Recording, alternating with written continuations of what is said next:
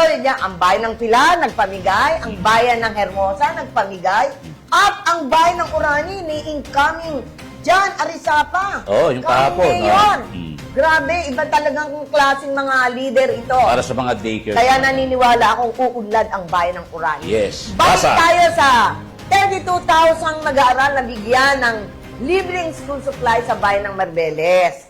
No? Habang noong pasukan, ay marami ang lumitaw na problema sa pagsisimula ng klase sa iba't ibang paaralan.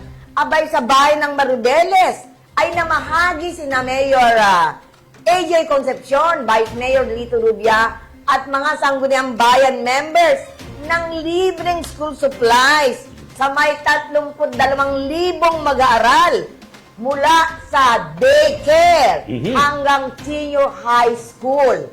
Oh, grabe!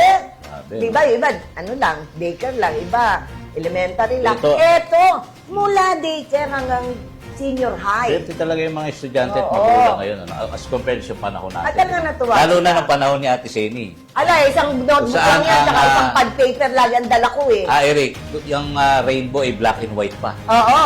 Ganun katindi. Pero ganun katibay. Di ba? Ganun katibay. Yung ikumpara mo yung bata noon at bata ngayon. Oo. Noon, talagang pinalulod ka sa munggo, Oo. sa asin. Ngayon, konting problema lang. Abay, nagsusuicide. Naranasan ko yung hampasin ako nung wala pa si Rapi Tulfo nun. Ganon. Yung teacher namin sa Cainta Elementary School, hinampas kami nung hardbound na ano. Buti na lang, hindi masyado naalog yung utak ko. Tapos Tapos yung inaano lang natin, di ba? Ngayon, hindi mo na pwedeng gawin yun. Ay, Tapos, hindi na. yung patilya, Oo, inilang ganun. Ginaganon Pataas, dito. pataas. Hindi pa baba. Pataas, ganun. Ang sakit nun. kaya sa awa ng Diyos, yung isang naggumagano ng patilya. Wala na. Wala. Ayon pa kay Mayor AJ Galit ako rin. Concepcion, no? Maraming transferee, Mm. no? Sa kanilang mga eskwelahan. Bibigyan pa rin nila ang mga batang ito ng libreng school supplies. Bibigyan pa rin. Oo. Kaya naman ang mga magulang ay gano'n na lang ang tuwa, Kuya Mike. Dahil ayon sa kanila, napakalaking tipid. Diba? Sa halip na gagastusin nila, maibibili na nila ng mga pagkain nila o baon ng kanilang mga anak Yes. ang nasabing natipid na pera dahil nabigyan ng mga school supplies na notebook, alam ko meron pang bag na susunod eh. Yeah. Paper, ang mga pad paper, correction fluid, Kuya Di ba Mike. may ganyan din, parang may galing din sa Kapitolyo. Diba? Meron Hindi, din sa Kapitolyo. hindi na ngayon. Hindi na ngayon. Di ganon. Meron.